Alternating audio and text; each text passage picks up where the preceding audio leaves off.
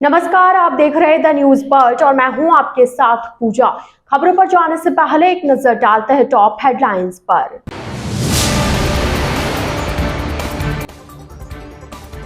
JNU में pensioners को नहीं मिली पेंशन, कुलपति का घेराव।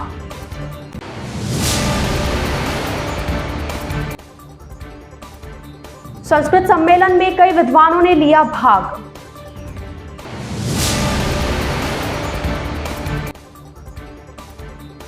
अयोध्या के लिए तीर्थ यात्रियों का दल रवाना।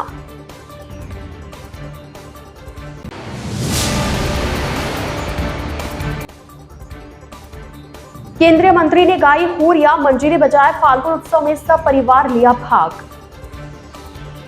तो ये थी हेडलाइंस और अब खबरें विस्तार से।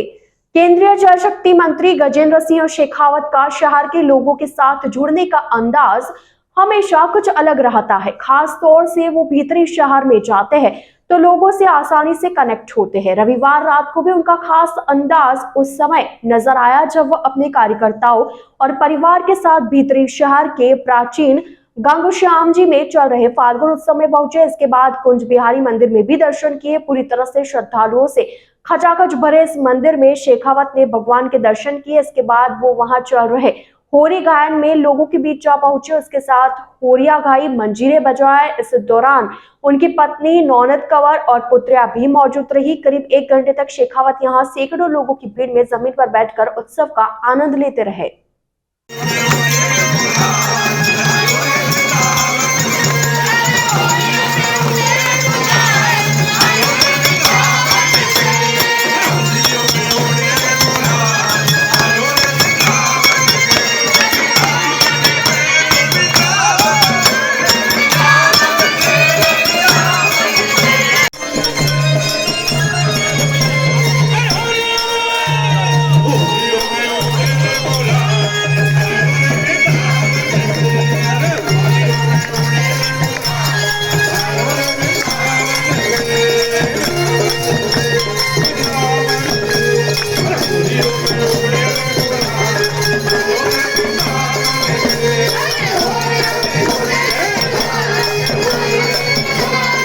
केंद्रीय जल शक्ति मंत्री गजेंद्र सिंह शेखावत ने भारतीय जनता पार्टी के वरिष्ठ नेता एवं पूर्व विधायक सूर्यकांता व्यास के निवास स्थल पर भेंट कर उनके चरण स्पर्श कर आशीर्वाद लिया। जीजी ने शेखावत के सिर पर हाथ फेर कर विजयश्री का आशीर्वाद दिया। उन्होंने जीजी के स्वास्थ्य की कुशल क्षेम पूछी, चरण स्पर्श किए तो जीजी ने सिर पर हाथ फेर कर लाड करके आशीर्वाद दिया। इस दौरान पत्नी, नौनद कंवर और दोनों बेटियां भी साथ रही। जयनारायण व्यास विश्वविद्यालय में आर्थिक तंगहाली दूर होने का नाम नहीं ले रही है। तंगहाली का आलम यह है कि उन्हें प्रदर्शन कर पेंशन के पैसे मांगने पड़ रहे हैं। यहाँ एक बार फिर पेंशनधारियों को पेंशन के लाले पड़ गए हैं। विश्वविद्यालय के सेवानिवृत्त शिक्षकों और कर्मचारियों को अब तक फरवरी महीने की पेंशन नहीं मिली है, जबकि होली पर्व नजदीक है और रमजान भी शुरू हो चुके हैं। सोमवार को यूनिवर्सिटी के पेंशनर्स ने कुलपति कार्यालय के बाहर प्रदर्शन कर विरोध जताया। उन्होंने कुलपति प्रोफेसर के श्रीवास्तव का घेराव कर जल्द पेंशन देने की मांग की। प्रदर्शन के दौरान कर्मचारियों ने नारेबाजी भी की और विश्वविद्यालय प्रशासन के खिलाफ रोष जताया। बाद में कुलपति ने होली से पहले पेंशन देने का आश्वासन दिया। जयनारायण व्यास विश्वविद्यालय पेंशनर समिति के अध्यक्ष प्रोफेसर रामनिवास शर्मा ने बताया कि यूनिवर्सिटी के पूर्व कर्मचारियों को समय पर पेंशन नहीं मिल रही है। अभी तक फरवरी की बकाया पेंशन का भी भुगतान नहीं हुआ है। इस मुद्दे को लेकर कुलपति से शनिवार को भी मिले थे, लेकिन अभी तक समाधान नहीं हुआ है। यूनिवर्सिटी में तो कई ऐसे कर्मचारी भी हैं जिन्हें समय पर वेतन नहीं मिल पा रहा है, इसलिए उन्हें मजबूर होकर प्रदर्शन करना पड़ रहा है। पेंशनधारियों ने कुलपति को ज्ञापन देकर फरवरी की बकाया पेंशन का भुगतान तुरंत करने, रिटायर्ड कर्मचारियों के बकाया 7वां वेतन आयोग के एरियर का भुगतान करने, जुलाई से दिसंबर 2023 का महंगाई राहत भत्ता देने और सेवानिवृत्ति से संबंधित बकाया परिलाभों, ग्रेच्युटी आदि का भुगतान तुरंत करने की मांग की। कुलपति ने उनकी मांगों पर उचित कार्रवाई का आश्वासन दिया।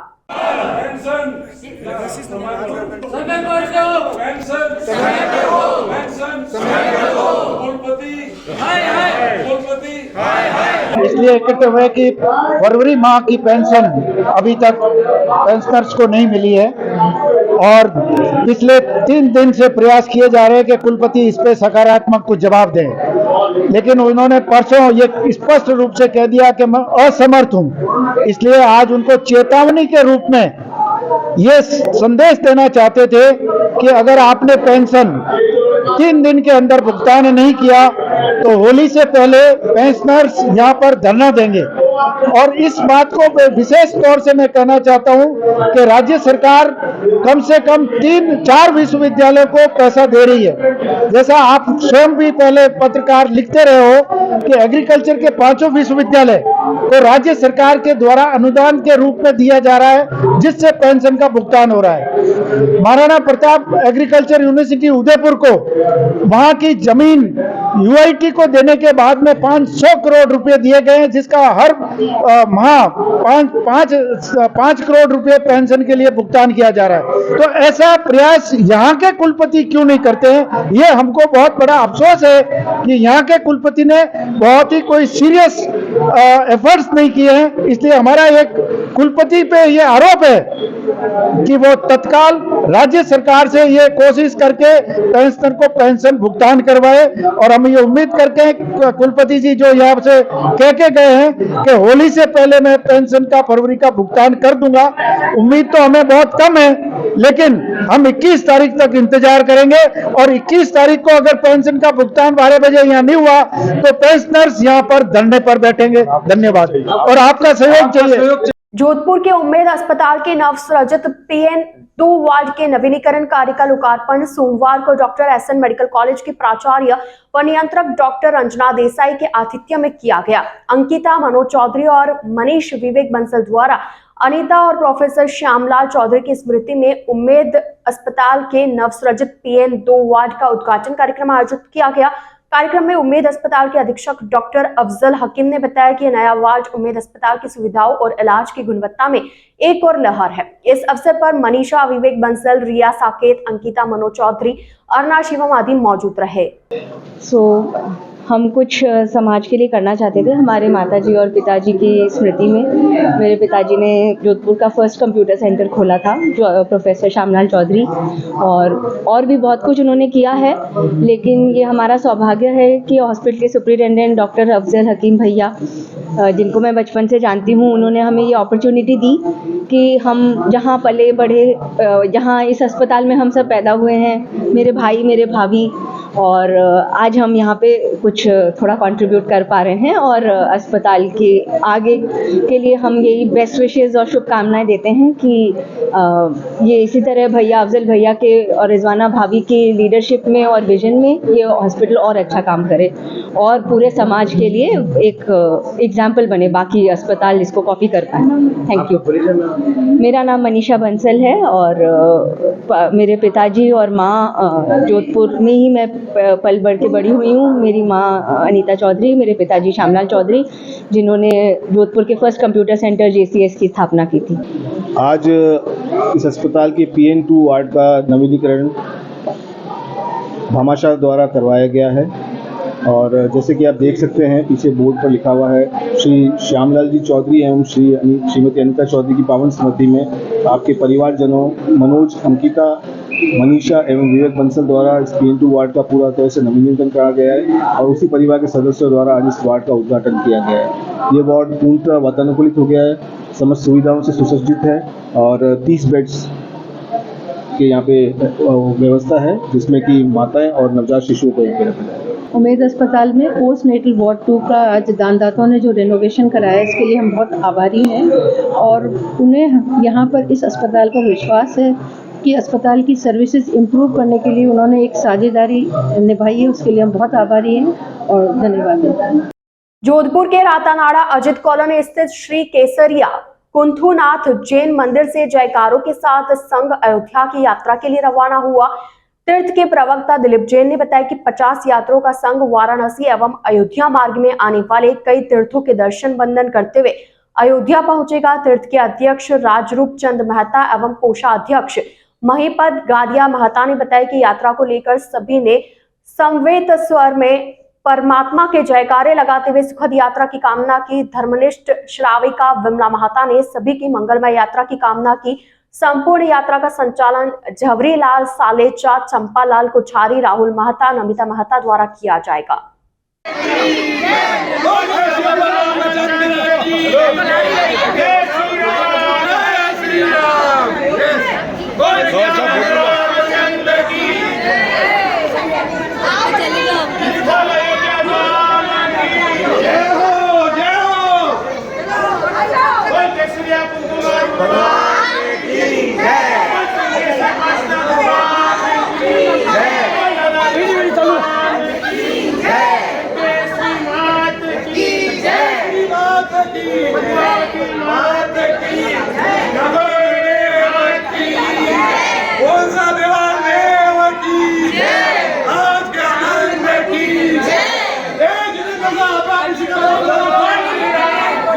द न्यूज बर्ड के इस बुलेटिन में फिलहाल वक्त हो चला एक छोटे से ब्रेक का। ब्रेक के बाद जल्द हाजिर होंगे। आप बने रहिए द न्यूज बर्ड के साथ।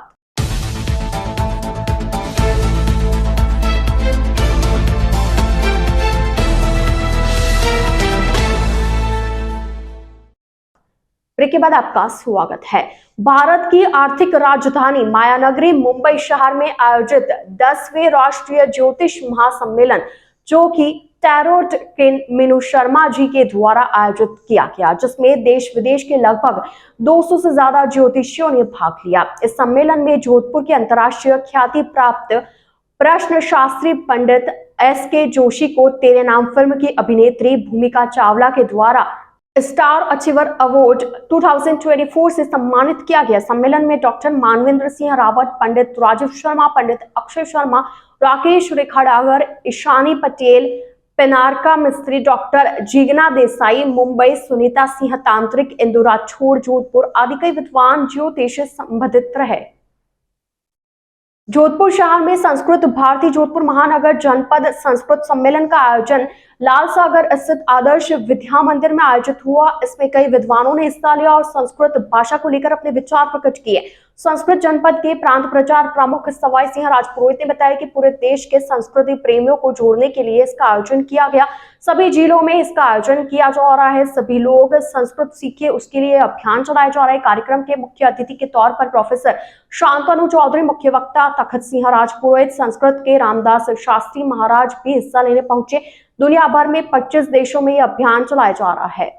सिद्धिकृता सत्ता सति अतः तेषां सामान्यानां शब्दानां गच्छति आगच्छति पठति लिखति खादति। यह जनपद सम्मेलन संस्कृत भारती के द्वारा आयोजित किया जा रहा है। संस्कृत भारती अभी पूरे देश में संस्कृत प्रेमियों को जोड़ने के लिए सभी भारत के सभी जिलों में यह आयोजन कर रही है और संस्कृत भारती का उद्देश्य है संस्कृतम सर्वेषां संस्कृतम सर्वत्र, मतलब सभी लोग जो है संस्कृत सीखें, उसके लिए अभियान चलाया जा रहा है। और अभी हमारा जो ये जोधपुर जनपद और जोधपुर महानगर का सम्मेलन है, इसमें मुख्य अतिथि के रूप में प्रोफेसर शांतनु चौधरी जी, डायरेक्टर IIT जोधपुर, और हमारे इस कार्यक्रम के मुख्य वक्ता डॉक्टर तखत सिंह राजपुरोहित महोदय और संत सानिध्य के रूप में रामदास जी शास्त्री महाराज देवरी धाम के युवाचार्य यहाँ पर पधारे हैं। और इसके साथ ही हजारों की संख्या में लोगों को लगता है कि भाई संस्कृत के लिए क्या लोग कितना काम कर सकते हैं। तो ये जो आपको अगर ये दृश्य दिखाना चाहें कि हजारों लोग संस्कृत भाषा के लिए तैयार हो रहे हैं और संस्कृत भारती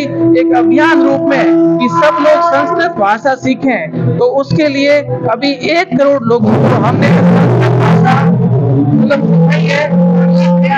जारी है हमारा पत्राचार के द्वारा संस्कृत और बाल के अंदर छोटे बच्चों के लिए, महिलाओं के लिए गीता, भगवत गीता के माध्यम से संस्कृत शिक्षण, ये सभी प्रकार संस्कृत पूरे देश और के साथ 25 देशों में ये चला रही है। आपका परिचय? मेरा नाम सवाई सिंह राजपुरोहित, प्रांत प्रचार प्रमुख संस्कृत भारती जोधपुर। राजकीय सेवा में कार्यरत ब्राह्मण बंधुओं का होली स्नेह मिलन आयोजित किया गया। पुष्करना गोविंदगढ़ में आयोजित समारोह में राजस्थान सरकार, केंद्र सरकार में कार्यरत कर्मचारियों ने अपना परिचय दिया और इसमें शिरकत के स्तर पर सांस्कृतिक कार्यक्रम का भी आयोजन किया गया। साथ ही कर्मचारियों द्वारा गायन किया गया। इसमें ब्राह्मण समाज के कर्मचारियों को निमंत्रण दिया गया।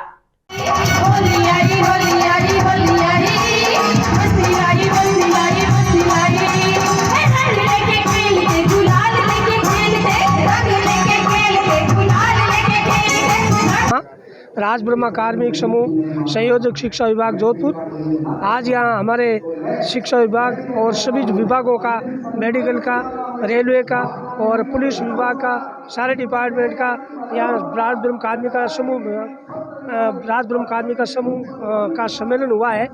और इसमें मतलब जो है राज्य और केंद्र सरकार के सारे कर्मचारी एकत्रित हुए हैं और जोधपुर में ये पहली बार हुआ है और इतना सारा मतलब अच्छा प्रोग्राम हुआ है जिसमें सांस्कृतिक कार्यक्रम और जो है पारितोषिक वितरण भी किया जाएगा।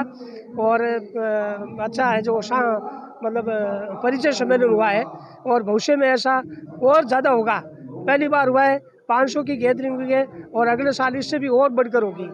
जय हिंद, जय परशुराम, जय धन्यवाद।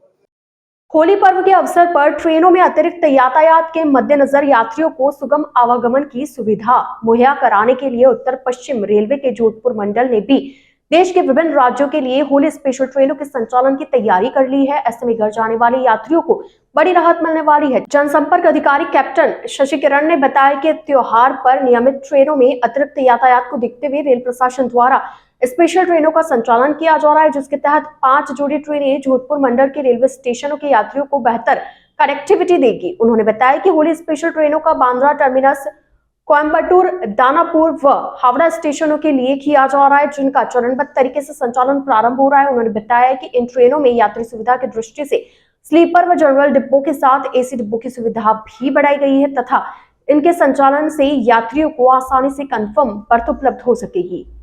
आगामी आने वाले पर्व त्यौहार जैसे होली और अभी जो रिंगस में खाटू श्याम जी का मेला चल रहा है, इन सबको ध्यान में रखते हुए उत्तर पश्चिम रेलवे की टीम हमारी वर्क कर रही है कि कहाँ किस रूट पर ज़्यादा यात्री भार बढ़ रहा है और कौन से ट्रेन में यात्री भार बढ़ रहा है। उसको देखते हुए उत्तर पश्चिम रेलवे द्वारा यह निर्णय लिया गया है कि 18 जोड़ी स्पेशल गाड़ियों का संचालन किया जाए, जो कि अलग अलग डेस्टिनेशन पर जा रही हैं, जैसे कि हावड़ा है, दरभंगा है, कटिहार है, बांद्रा है, बॉम्बे, जो मतलब ऐसे ऐसे रूट जिसपे काफ़ी ज़्यादा व्यस्तता हो रही है और भीड़ बढ़ रहा है, उनको हमने ध्यान में रखते हुए इन सब रूट्स पे स्पेशल गाड़ियों का संचालन कर रहे हैं। इसके अलावा जो नियमित गाड़ियां चल रही हैं उनमें भी अस्थायी तौर पे हमने डब्बे बढ़ाए हैं। तो अभी वर्तमान में उत्तर पश्चिम रेलवे पे 34 जोड़ी जो सवारी गाड़ियां हैं उनमें 58 डब्बों की अस्थायी बढ़ोतरी भी की गई है। और इसके अलावा और भी हम स्टडी कर रहे हैं, क्योंकि होली के दौरान सब लोग अपने एक स्थान से दूसरे स्थान पर जाना चाहते हैं छुट्टी में, तो और भी हम स्टडी कर रहे हैं कि कहाँ पे और भी स्पेशल ट्रेनों का संचालन किया जा सकता है, क्योंकि इन स्पेशल ट्रेनों का संचालन में हमें जो मार्ग में जो रेलवेज आती हैं, उन जोनल रेलवे, उनसे भी संपर्क करना पड़ता है और फिर रेलवे बोर्ड की सहमति होती है। तो ये सारा चीज़ का स्टडी करके हम स्पेशल ट्रेनों का संचालन कर रहे हैं। हमारा पूरा प्रयास है कि उत्तर पश्चिम रेलवे यात्रियों को और भी बेहतर सुविधा उपलब्ध कर पाए। यात्रियों से अनुरोध रहेगा कि कृपया इस सुविधा का लाभ उठाएं और उचित टिकट लेकर ही सफर करें। डॉक्टर अरुणा टाक लिखित पुस्तक लाइफ लो का विमोचन पावटा रोड स्थित कल्पवृक्ष रेस्टोरेंट में राजस्थान उच्च न्यायालय के पूर्व न्यायाधीश देवेंद्र कच्छावा द्वारा किया गया। इस अवसर पर जनारायण व्यास विश्वविद्यालय के कुलपति के श्रीवास्तव, इंडियन ऑयल के बिक्री head Ravikant Rathore, Jodhpur advocate association के अध्यक्ष रत्नाराम टोलिया, राजसिको के पूर्व अध्यक्ष सुनील परिहार मौजूद रहे। पुस्तक में डॉक्टर अरुणा टाक धर्मपत्नी महेंद्र सिंह टाक ने जीवन में कानून की आवश्यकता एवं उपयोग का बहुत ही सरल भाषा में विस्तार पूर्वक अनुवाद किया है। कार्यक्रम में अरुणा टाक के परिवारजन भी मौजूद रहे। इस अवसर पर उन्हें शुभकामनाएं दी गई। आज के ये कार्यक्रम किताब विमोचन का है, जो डॉक्टर अरुणा टाक पत्नी श्री महेंद्र सिंह जी टाक द्वारा लिखी गई है। जोधपुर के उम्मेद उद्यान में स्थित सरदार राजकीय संग्रहालय का स्थापना दिवस रविवार को मनाया गया। इस दौरान संग्रहालय देखने आने वाले पर्यटकों का गुलाल और मंगल तिलक लगाकर स्वागत किया गया। संग्रहालय के अधीक्षक इरफान अली ने बताया कि संग्रहालय जोधपुर की एक विशेष धरोहर है। इसकी स्थापना वर्ष 1936 में की गई थी। उन्होंने प्रत्येक शहरवासी से इस संग्रहालय को देखने की अपील भी की है। जोधपुर स्थित सरदार राजकीय संग्रहालय जो पब्लिक पार्क में स्थित है, आज अपना 88वां स्थापना दिवस मना रहा है। 17 मार्च 1936 को भारत के तत्कालीन गवर्नर जनरल और वायसराय लॉर्ड वेलिंगटन ने इस संग्रहालय का उद्घाटन किया था।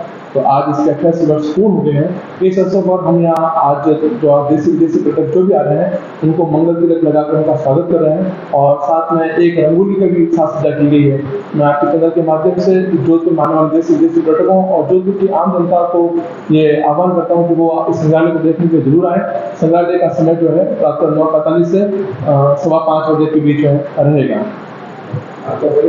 इमरान नदी, अधीक्षक पुरातत्व एवं संग्रहालय विभाग, जोधपुर। द न्यूज बर्ड के इस बुलेटिन में फिलहाल के लिए इतना ही। आइए चलते चलते एक बार फिर नजर डालते हैं आज की टॉप हेडलाइंस पर।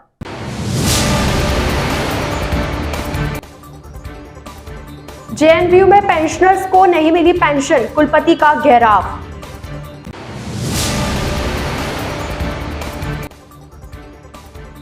संस्कृत सम्मेलन में कई विद्वानों ने लिया भाग।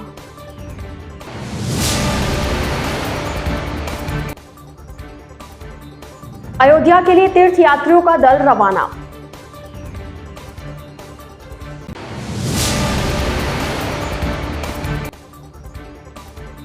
केंद्रीय मंत्री ने गाई हुरिया, मंजीरे बजाए फाल्गुन उत्सव में सब परिवार लिया भाग।